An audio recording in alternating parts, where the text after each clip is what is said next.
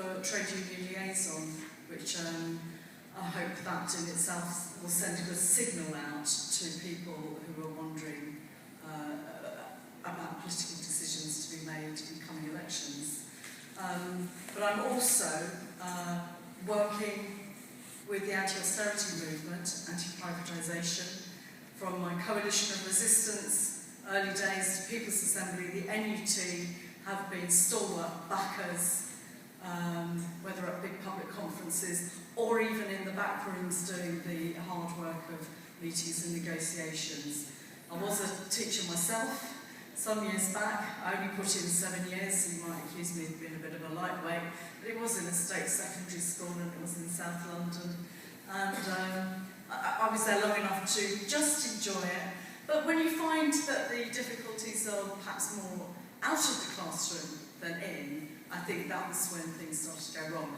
I worked with a campaign back in the about mid-80s where pay and conditions were on the table, and we managed to get the income back to cost of living standards that it had been a few years previously, because the value of teachers' incomes had been dropping. We had a great success back then.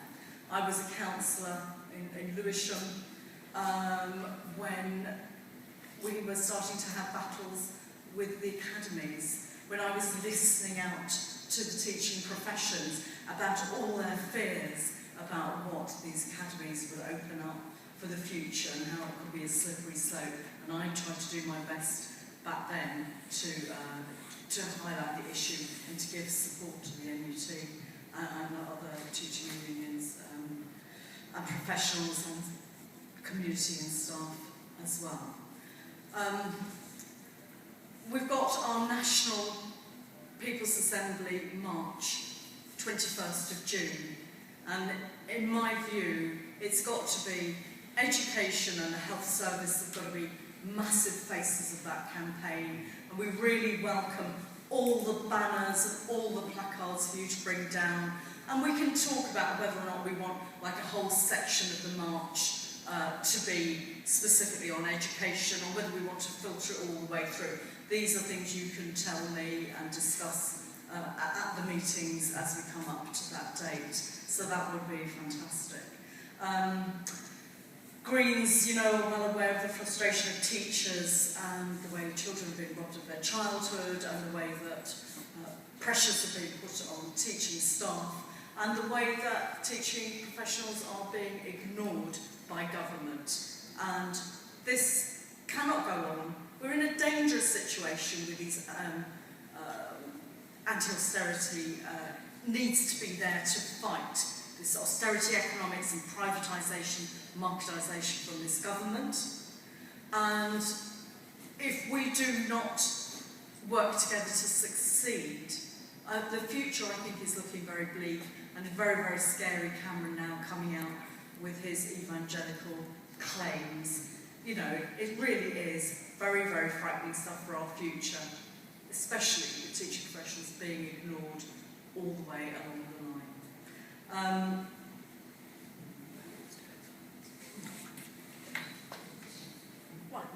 I'm going to ask Kevin. You can see me playing this really well. I'm going to ask Kevin to start our debate, and then Natalie Bennett, the leader of the Green Party, to come in with her contribution, and then I hope to hear from all of you who've got something to contribute or questions to ask after that. So thank you very much, everyone, for coming, and thank you, Kevin Courtney and Natalie Bennett, for joining us on the panel. Thank you. Great, thank you very much. And I want to welcome this meeting being organised and being here as part of the official fringe of the union and the room being provided by the union. So thanks to Tony for organising it. I first met Natalie at school proms when she came as a guest at the National Union of Teachers, and we've subsequently been in some Twitter communication. The union sees the Green Party as an ally and a way of us getting our message up. We meet with Caroline regularly at Parliament, and she puts down questions for us in the House of Commons. Clearly the NUT isn't politically affiliated and isn't likely to affiliate to any political party in the foreseeable future. But that doesn't mean that we can't see that there are allies around the piece. And I think this being a meeting with a political party, and a political party with MPs and MEPs, not just a fringe party, it's worth talking about the general politics, the broader politics, in order to lead into where I think the Green Party is helping out. The NUT did an opinion poll survey in 2010 of the voting intentions of teachers, and I think we did get some publicity for this at Christmas just gone, but I think it's worth noting the figures because we didn't publish them in 2010, and we didn't publish them because I guess we didn't like the answer that we got when we asked teachers how they were going to vote. Because the answer we got then was that 33% of teachers said they were going to vote Labour, 32% said they were going to vote for the Conservative Party, and 27% said they were going to vote for Lib Dems. We did have a green figure, but it was low, and I haven't got it, and it's bigger this time. But astonishingly, that after 13 years of a Labour government, when people assumed that teachers would be voting Labour, and 13 years of a government committed to education, that voting number was so low. And it's worth just stopping and thinking about why that might have been, because I think it gives insights to other parties and to look into the psychology of teachers. And I was just trying to remember the names of all the Secretaries of State. They've only had one in the last 4 years, and we'll never forget his name for a long time. But just thinking about, I think there are 6, but people can correct me. There was David Blunkett, Estelle Morris, Charles Clarke, Ruth Kelly, Alan Johnson, Ed Balls. And we will have had our favourites amongst those. And I guess for most teachers, Estelle Morris was our favourite. She was closest to being, she was a teacher, closest to having some sympathy with us.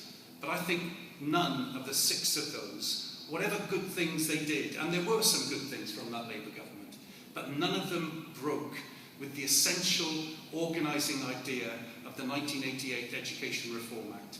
When Kenneth Baker introduced SATs, league tables, then Ofsted, then performance management, local management of schools, that is a set of ideas that the Tories brought in 1988, and Labour didn't break from it. There were some changes that were sometimes welcome, but never, I think, outside the framework. So they did say they would bring grant-maintained schools back into house, and then they started the Academy project, the essential virus of the Academy project. They did increase teacher pay, but only with the threshold, essentially. It was the threshold that came out at that time. They did set up London Challenge as a sort of collegiate way of looking for school improvement, but the way they talked about London Challenge was all the language of failing schools, not a sense of we're doing something good, let's see what we can do better, but running down schools as part of their way of introducing things. They did bring in some protections eventually on PPA, giving primary teachers some PPA and some protections on cover, but only at the expense of classroom assistants effectively doing this stuff. So, like I said, I think there were good things that you could talk about the Labour government as having done, but not having broken with the essential organising ideas that the Tories brought to it. I didn't know the phrase at the time, but now we see that that Education Reform Act is now part of what Parsi Salva calls the GERM, the Global Education Reform Movement. The same set of organising ideas, which don't just happen in England. They're not as much in Wales and Scotland, but they're there very strongly in England. And they're the same set of ideas that Chris Pine, as Angelos Gavrilatas, who spoke on Friday, told us Chris Pine is bringing into Australia. It's the same set of ideas that Rahm Emanuel is ramming through in Chicago and happening across the US. That same sort of marketisation, testing, performativity, that whole agenda for education is part of a worldwide movement. So I think it's incredibly important that there is a party in England and Wales with MPs, with MEPs, which does have a different agenda, and that's why I'm very pleased to be at this meeting today. Thank you for the invitation. The title of the meeting is Valuing Education, Respecting Teachers, and I hope that Martin will get a chance to say something later on from the floor. Martin, that I've known for a very long time as a London teacher, who's done a lot of work on the Green Party's education policies. I think it's important to say that I think Valuing Education, Respecting Teachers is about, that title is something that you have to reach outside the global education reform movement to achieve.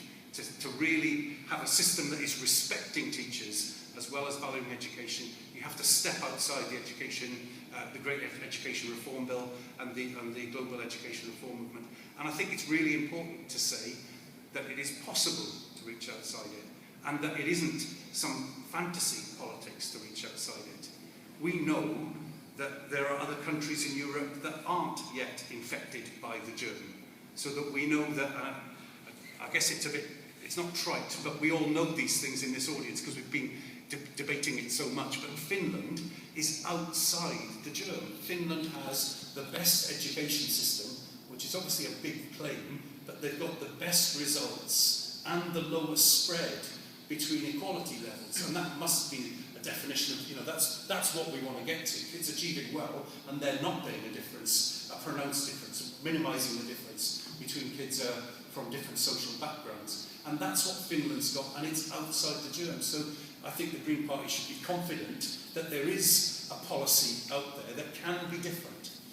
I just want to reflect for a while on why it's difficult to get our ideas across, because we know that Finland works, and there's plenty of statistical evidence that Finland works. Many of the politicians acknowledge that Finland works, but we still don't get any purchase on our ideas, or very little purchase on our ideas so far. And the question is, for me, there's a big question about why that happens. And I do think that league tables and SATs results and statistics have a strange allure.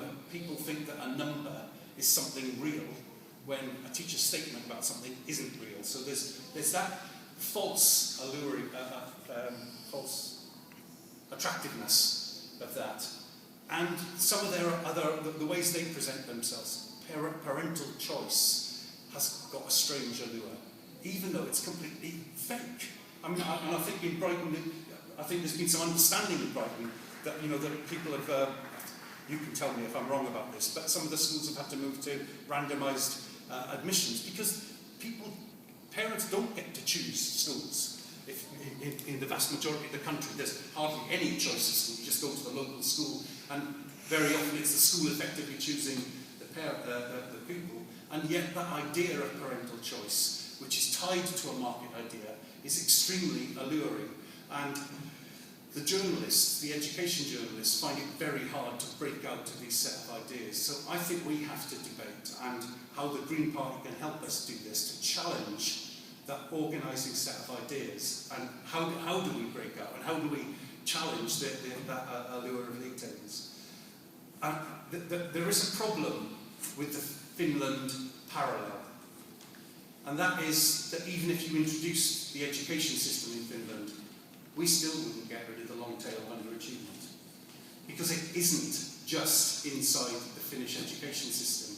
The fact is that Finland is a vastly more equal society than ours, and that's a lot to do with why they don't have the long tail of underachievement in their country. So it's also welcome to me that the Green Party has a left-wing economic perspective, because we will have to challenge poverty if we're going to achieve the sort of education results that they have in Finland.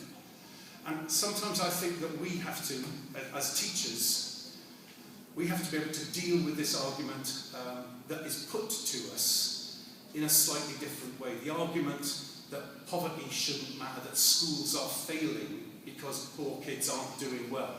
Because that's an argument that obviously that all the politicians use all the time. Not all politicians, excuse me. But Tristram Hancock in talking about the fact that poor kids are doing well in some schools and not doing well in other schools, and situating the blame for that in the school. And so it's an idea that many politicians come up with. And we've got one way of talking about it. We do talk about poverty, I've just spoken about it. But I think that teachers have to say that our intention is that every child in our care does as well as they possibly can, and that many of them can overcome the disadvantage that they have. I'm a working class boy from a South Wales mining town. My dad wasn't a miner, but my mum was a school cleaner, my dad was a car mechanic, and I got to university, and you all know that story. And you also know that amongst the black children, the black boys that you teach, you know that statistically many of them won't do well, but you know that there is a child in there that can do well. And so I think we have to accept, we have to say that we accept it's our duty to seek to inspire and to support all of those children in achieving as much as they can. But then we have to demand that politicians say that they understand that actually poverty is statistically a problem. And in exchange for us saying that we will, it's not quite that exchange, not quite getting that right, but we have to say that we want every child to achieve. And then we have to demand that the politicians say that they are going to do something about the poverty that is a real reason why children don't achieve. And what we've got at the moment is politicians blaming us and not taking any responsibility for poverty when we can't challenge poverty from the school. Now, in the room here, you're members of the NUT, and we see ourselves, I think, increasingly as a social justice trades union. We do fight for our members, we do fight for education, but we see ourselves as being part of the battle for poverty, against poverty. But it's still not something you can achieve through your pedagogy. It's not something you can achieve through the organisation of your school. You cannot get rid of the poverty that your school is situated in. You know, the circumstances around your school you can't challenge. So I think we've got to talk about how we challenge that set of ideas, that Tristram Hunt, Michael Gove idea that schools are to blame for poverty. So that's something we really have to take on. We also have to take on the fact that for very many years at NUT conference we have passed a motion every year saying abolish Ofsted or some variant of that, and that we seem to have made very little progress on abolishing Ofsted. And I think we've got to try and think about why we aren't making that progress. Now, Ofsted is starting to become a bit unstuck, so it's a very opportune time for talking about it. Because actually the NUT does have an alternative policy on school accountability, and we see some of that reflected in the Green Party policy. So the NUT 10 years ago came up with an idea called Schools Speak for Themselves. We say the trouble with Ofsted is it's top-down. That the trouble with top-down targets and top-down inspection is if somebody external to you sets you a target, then you've got then it's not intrinsic to you. My children were athletes for a while, they were rowers, and they set themselves targets for going faster over 2,000 metres. Now there's absolutely no point in lying to yourself about whether you've met the target that you've set yourself as part of your development. But if somebody else tells you to reach a target, then there's every incentive to lie to somebody else higher up in the chain. We saw it in the Soviet Union with their 5-year tractor plan, the 5-year plans for production, where people shoot production plans where it's absolutely established that workers in the factory lied to the management, that management lied to the regional committee, that everybody was lying because these were top-down targets that you hadn't adopted for yourself. And in Schools Speak for Themselves, we acknowledged that these things have to be set from the bottom up, that you have to have a system of developing your own accountability.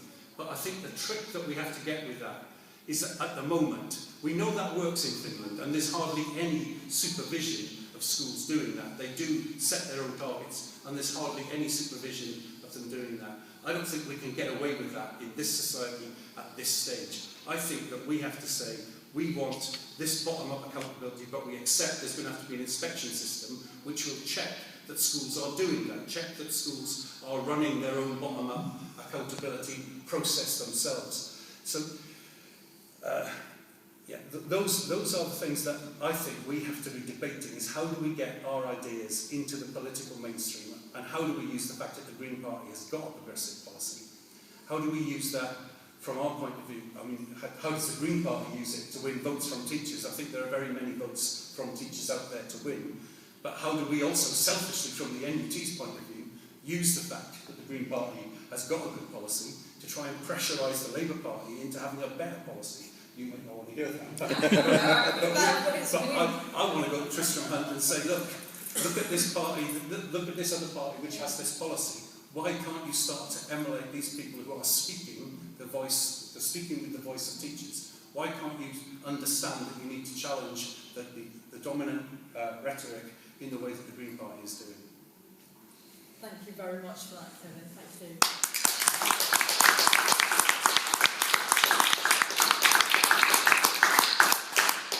And now Natalie Bennett.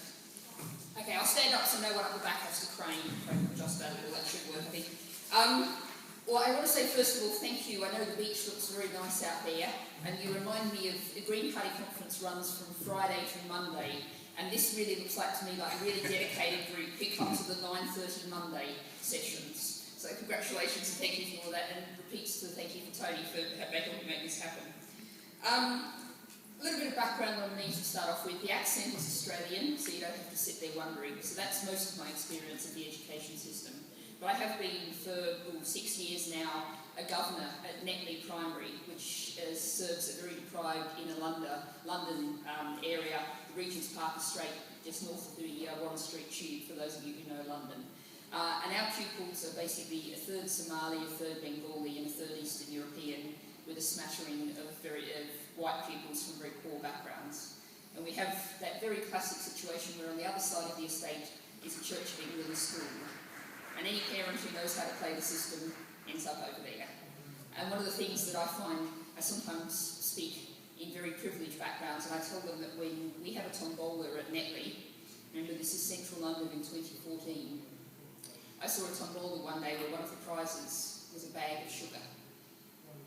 And when you go and talk to posh private schools and you tell them that, they sort of just reel back and just really don't get it. And it's a failure of their education that they don't get that fact. Now I wanted to pick up just off about a couple of things Kevin said first of all.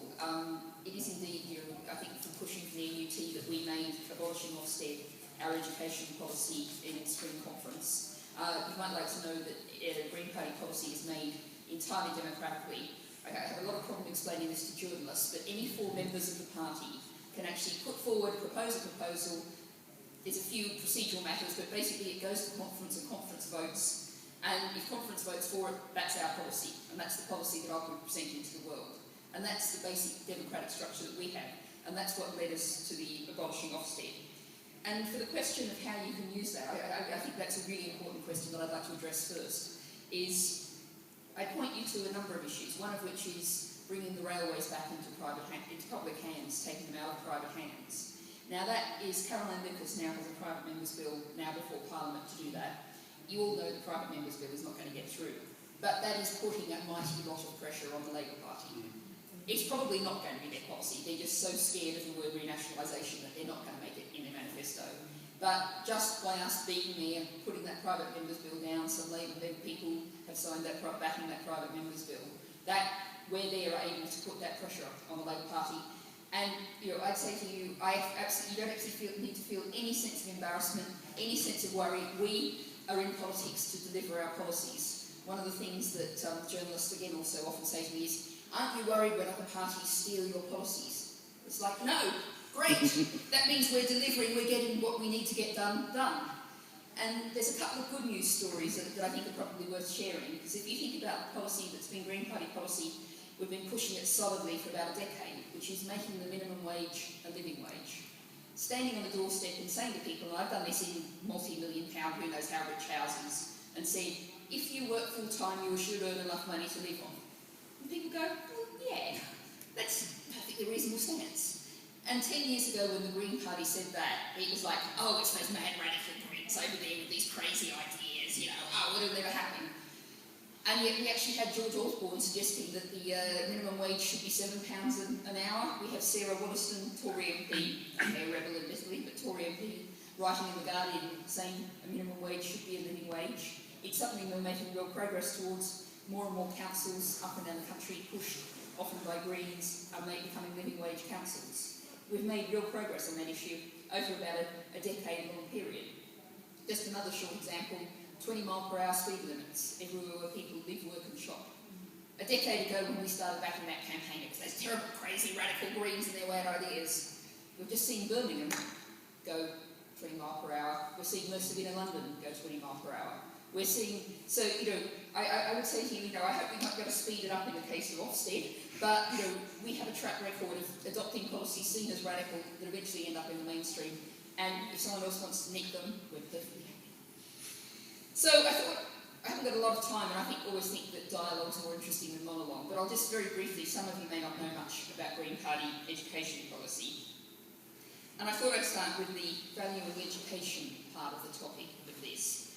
And I actually spend a lot of time talking to the young people that you saw a few years ago in universities. I speak to a lot of university groups. And when I talk to them, the fact that we believe in zero tuition fees and in restoring some form of EMA goes down very well, as you'd expect. But what goes down even better, and I think this is really interesting, is when I say we don't believe education should be a sausage machine that you get shoved into shape through a series of exams and pop out the other end holding a certificate. And that just really lights up the eyes in the audience. And those pupils just go, that's what my education felt like. And I just know that wasn't right. And I know it did me damage. And that's the first thing we need to say. I actually thought it would be worth reading out a bit from the first start of our policy. Education should provide everyone of all ages with the knowledge and skills they require to be able to participate fully and contribute to the society in which they live. The Green Party rejects market-driven models of education that see its roles only in terms of international economic competitiveness and preparation for work. Education is about a lot more than that. And one of the other things that I find gets a lot of support from groups of young people, and I did a rather interesting program called Free Speech, which is on BBC Three, which is their question time for the youth. The audience are all under 30 and there's lots of pop stars on it. I had to look them all up because I didn't actually know who I was on with.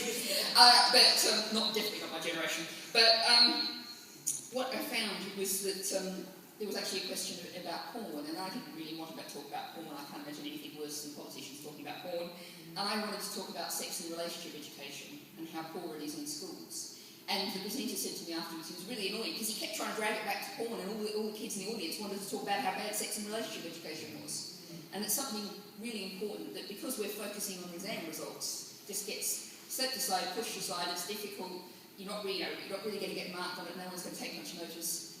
That, things like education in managing your own finances, education in cooking and even gardening, education in terms of practical skills for life, and even education in politics. I was down at Bournemouth University, and one of the final year pupils there had done a really interesting little study asking young people why they didn't vote. And one of the things was they just said they just don't understand any of this, how it works, what will happen when you go into the polling booth. It could be embarrassing if you don't know what to do. And it's really interesting that we're just not equipping our kids with those kind of basic skills that they desperately need. And I think that whole focus, the idea of preparing pupils for jobs, and we're just, the whole academies thing, you have this sponsor and they prepare pupils, have the oversight to prepare pupils for jobs. But we all know lots of jobs that exist now won't exist in 5, 10 or certainly 20 years' time. And the idea that you start, my favourite one of this was one of Victoria junior education people who said, nurseries aren't preparing children for work. Too damn right they shouldn't be preparing children for work. Absolutely right. And I think Kev, you sort of made reference to this in terms of how we actually run things to make this work. And the basic model has to be on cooperation, not competition. Now, one of the things I actually wrote a letter to my local paper last night is about performance-related pay. And this was actually relating to the fact that the Camden Council, sadly a Labour council, brought in performance-related pay a couple of years ago. We resisted as best we could, but they've got a large majority. And there's been a huge scandal. It turns out all the bosses are getting high pay rises, and all the low-paid staff are not getting pay rises at all. Who decides who gets the pay rises, and who decides who gets each other's pay rises? But beyond that, but behind that, is an even more serious problem. The whole performance-related pay thing assumes that we're all, that neoliberal idea of homo economicus, I can never pronounce that, homo economicus, just driven by, we'll work 10% harder if you give us 10% more pay. And we all know that's absolute nonsense, and it's a totally discredited neoliberal idea. But I think, that was addressing what you said in terms of how do we get change. There's a whole lot of ideas out there that are kind of left over from the 20th century that any ordinary person in the street knows is nonsense. We know that privatisation is built on giving public money to private hands, slashing the pay and commission of workers and cutting the quality of services. And actually a wide range of people in the street, we say to them, we know that. But we've still got people running things in the kind of middle to higher management. They're what I call the bad MBA class.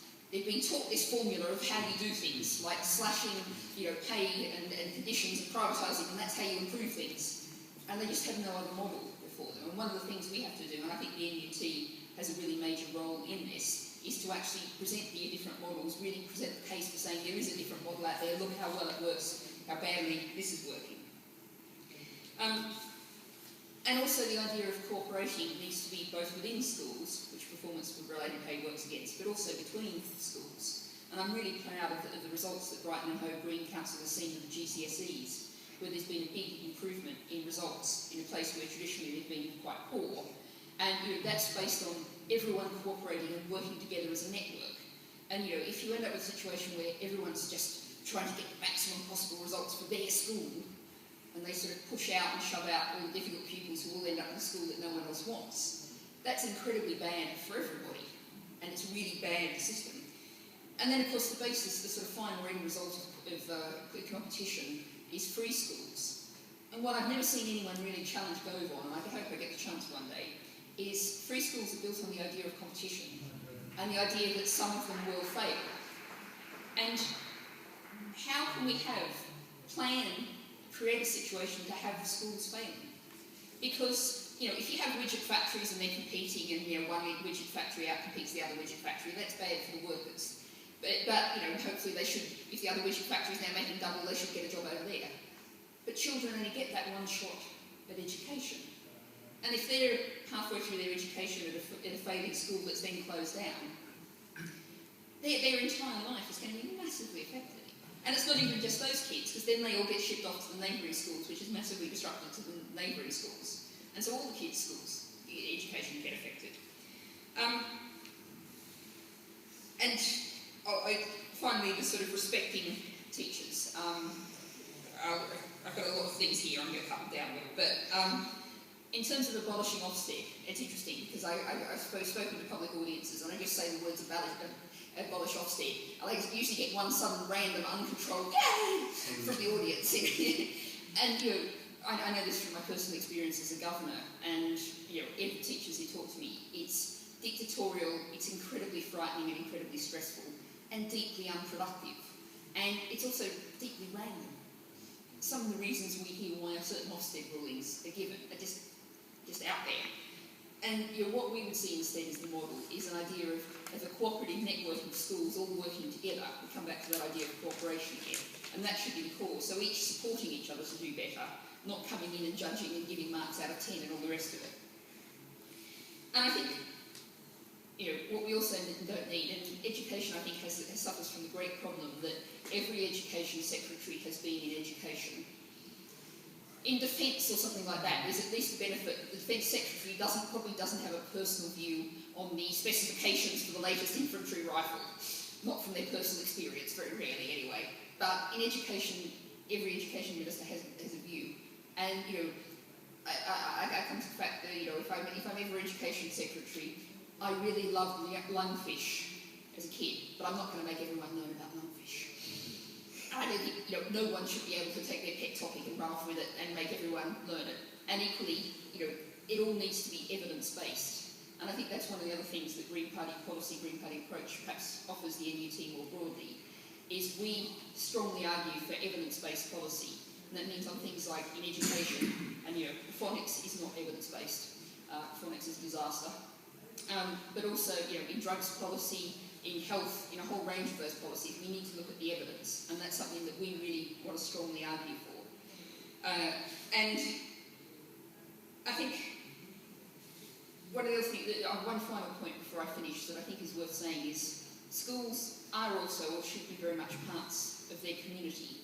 And what the Green Party believes in, what our policy stands for, is for a good local school for every pupil. So in urban areas anyway, all the pupils can walk or cycle to school. None of this mad crisscrossing. I was in Bath and I had huge nods of understanding. As I said, the huge traffic jam every morning as everyone crisscrosses to go to school in all different mad directions in cars, of course. And that's really important, not just for schooling, not just for education, but for communities. I was in Redhill in Surrey, and out with a local Green councillor there, and we visited newly built 4 or 5 year old estate of private housing. And without being prompted at all, the woman we were chatting to on the doorstep said, yeah, you know, it's a real problem that we haven't got a local school. Because, you know, Browns down there, they go to school over there, and the kids next along, they go to school over there, and the kids there, they go over there. And the children don't know each other, and the parents don't know each other. And we're this new built 4 or 5 year old community that has no community, because usually schools are an absolute centre of building up that whole community. So the good local school that ideally you can walk or cycle to, that's at the centre of the community, and that community has good democratic oversight of, is absolutely crucial and really at the absolute core of Green Party education policy. So I want to allow plenty of time for questions, so I just want to address one final point, which is what you raised, Kev, which is the really important issue of, we have, in terms of educational outcomes, some of the most unequal ones in the world, and the ones that are most closely related to socioeconomic status. And we also have one of the most unequal societies in the world, and tearing off at a rate of inequality that's gone past 20s levels and is now heading towards Edwardian levels of inequality. I saw an interesting figure is that people who rent now are now paying the same percentage of their income in rent as people did in 1913. So you know, that's just one area of inequality that's just hitting a lot of the poor very hard. And I think we actually have to stop punishing schools, punishing teachers, blaming teachers for the errors, the mistakes, the disasters in society.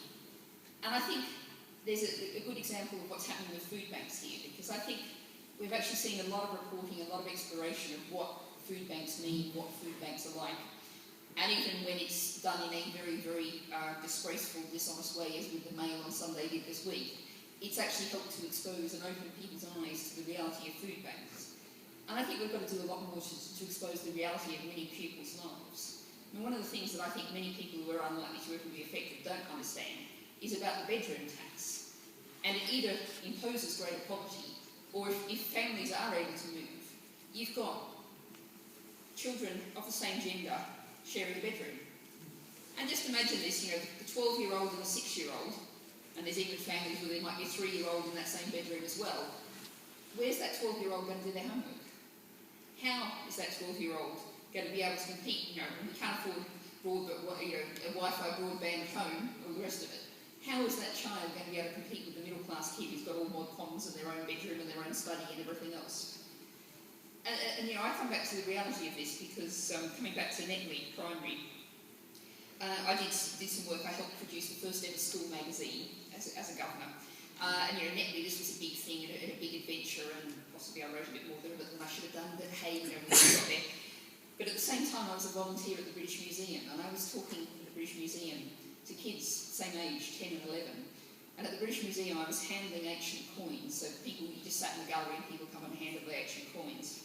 And as I was doing this school magazine, I had kids about the same age from some private school come up, and they started reading the Latin inscriptions to me from the coins and telling me what they meant. And those kids are no brighter than our Natalie kids, but they've just had so many more advantages in life. And schools can't catch up that difference. Society has to catch